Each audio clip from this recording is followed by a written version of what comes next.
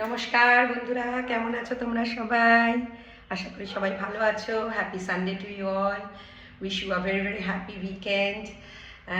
আজ 29 মার্চ 2026। আমি আমার বাড়ির থেকে করছি, আমার দিল্লির বাড়ি থেকে তোমাদের সানডেতে। এখন আমি রান্না করব মাছ। আজকে সেন্ট্রাল মার্কেটে গেছিলাম, একটা মাছের দোকান থেকে মাছ কিনে নিয়ে এলাম। দেখতে পাচ্ছ তোমরা সবাই মাছটা। হ্যাঁ, এবারে আমি মাছে দেবো একটু নুন হলুদ সব দিতে হবে তো, তাই না? দেখি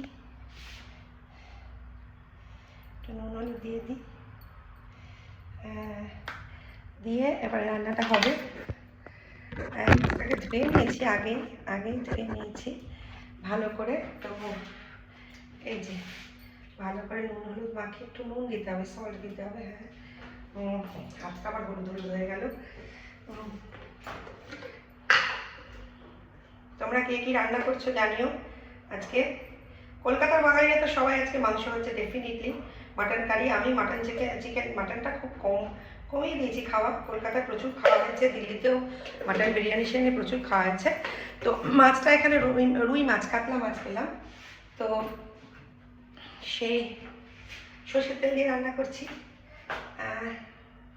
লোহার কড়াই এখানে, আর তাতে সর্ষের তেল দিয়ে রুই মাছ। আমাদের ওখানে পাই নাইরোবিতে স্যামন ফিশ, নাইল পার্চ, তারপরে ওই রেড স্ন্যাপার, এগুলোই পাই বেশি।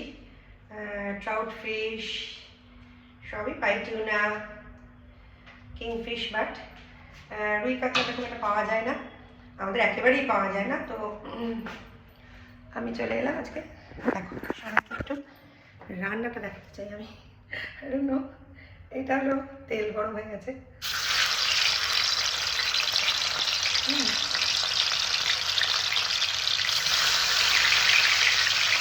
মাছগুলো একটু বড় বড় করতে বলেছিলাম, এখন ছোটো ছোটো করে দিল। এখন এই এতগুলো 10 পিস মাছ দুদিন ধরে খেতে হবে আমার। রাত্রে আর আমার মাছ টাছ খেতে ইচ্ছে করে না, এখন বাইরে গিয়ে খাবার খাই তো রেস্টুরেন্টে।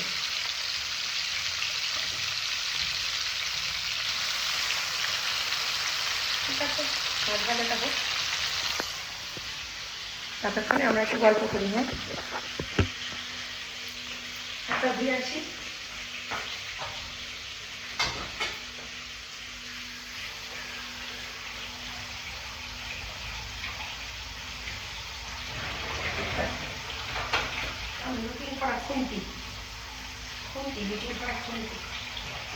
হ্যাঁ, সকালে খুঁটি দিয়ে আমি ওই ফ্রাইড এগস করেছি, তারপর ট্রেনে দিয়েছি। কাজের লোকটা আবার কাল আসবে। আজকে দেখা করে অনেক ঘুম থেকে উঠেছি, দেরি করে ঘুম থেকে ওঠা হচ্ছে, তারপরে দেরি করে ব্রেকফাস্ট খাই।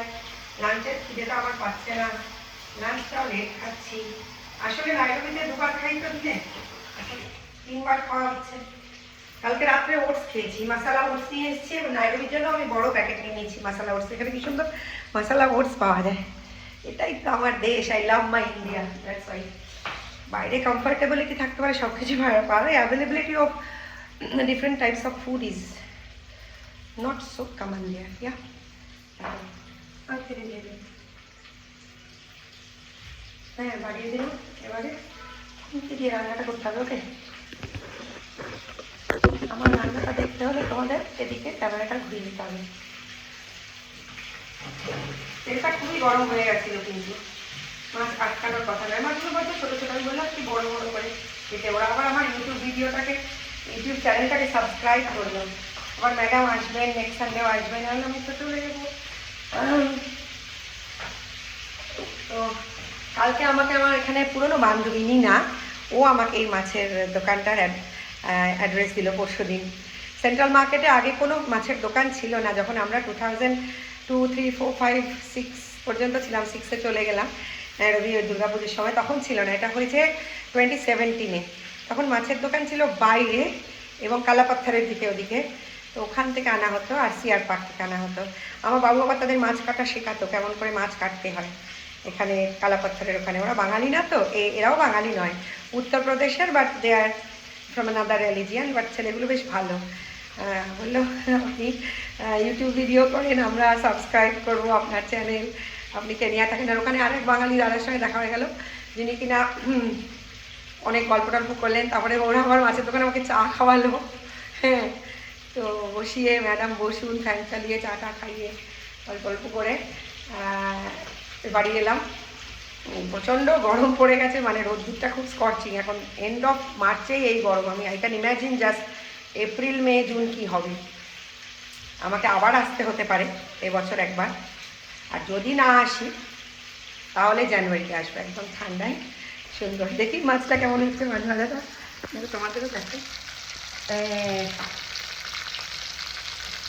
আমার মনে হচ্ছে একবারেই সব কটা দিয়ে দিই।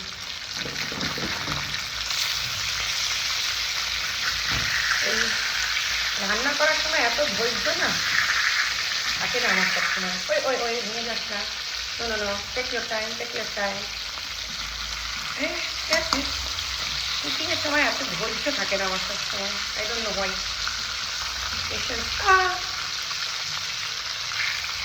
Anyways, let it be done on its own, নিজে হোক, ধীরে ধীরে হোক।